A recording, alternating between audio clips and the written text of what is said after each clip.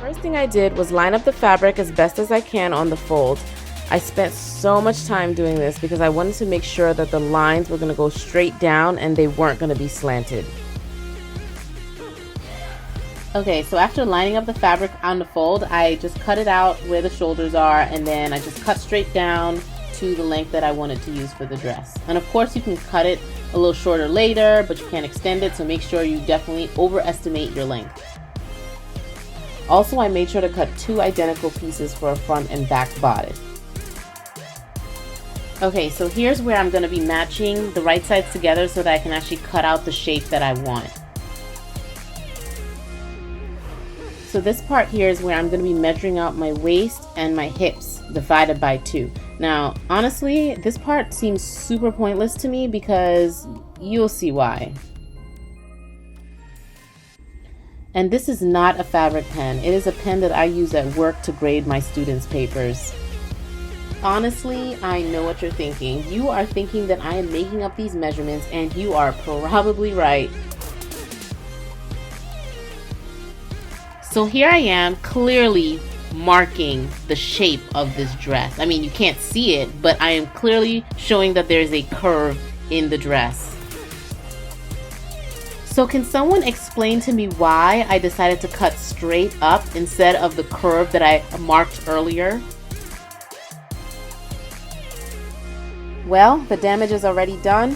One thing I've learned when sewing is that sometimes you just have to find a way around it. So that's when I decided to cut some side panels going in a different direction, and it seemed to work out perfectly. I just needed to make sure that the side panels were more than enough fabric to make up for what I cut. Okay, so I started to pin the panels to the sides of the dress, but I realized there wasn't much of a shape to it and I wanted it to fit like a bodycon dress. So I went back and cut down more, especially at the waist, to give it some curve. And this way I made sure it was more accurate to my bust to waist to hip ratio, keeping in mind the panels. And I just want to add that I love stretch fabric. I rarely use patterns when I'm making anything with stretch fabric because it's so forgiving. And look at me cut. Okay, also make sure that you do that to both sides, not just one side. You want them to be identical. LOL, I just noticed the diaper in the corner. Okay, so now that both sides are cut, now I can add my panels again. And so I pinned it or clipped it along the edges. Make sure it's right sides facing. And these panels are just a little bit longer, but I will cut those out in a second.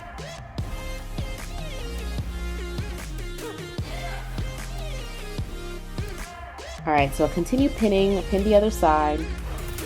Once I was done pinning, I checked and make sure my measurements are accurate. You don't want any more fails, you know? And so once those are both sewn together, now I add the back bodice to the panels and I sew. Make sure it's also right sides facing.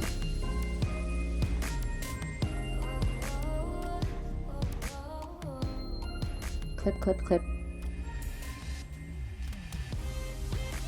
Alright, so now I measure it again just to make sure the measurements are still accurate.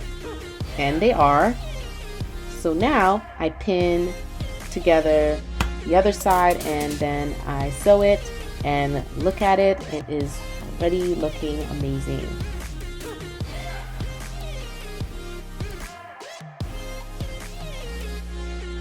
So now I've pinned the other side of the back bodies to the side panel.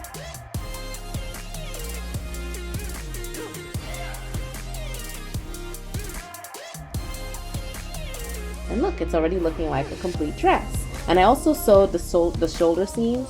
Oh, I love those zigzag stitches. They're so beautiful. Okay, bye-bye for now. No, but for real. Alright, so now it's time to work on the ruffle top. I cut about 2.5 times my shoulder circumference. Alright, but I also hemmed it first because once it's a ruffle, it's harder to hem. And I still use the zigzag stitch. zigzag stitches are great for knits and stretchy fabric, but I also just love how they look. Alright, so here is where I'm trying to figure out how I'm going to add the ruffle top with shoulder seams attached. I mean, I'm sure there's a better way than how I did it, but my plans changed so many times, I just wanted to get something done. Alright, so I ended up undoing the shoulder seams. It made more sense because I wanted to fold over the fabric, and having the shoulder seams there kept me from doing that. And this would allow me room for the elastic to go through.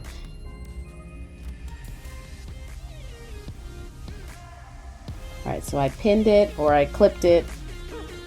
Alright, so I clipped it all the way around, and I used 1 yard of 7/8 inch elastic, and I made a 1 inch space for the elastic to pass through.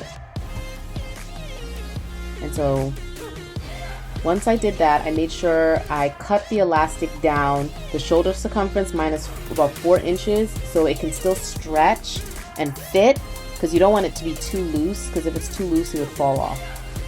And that is it. My dress is complete.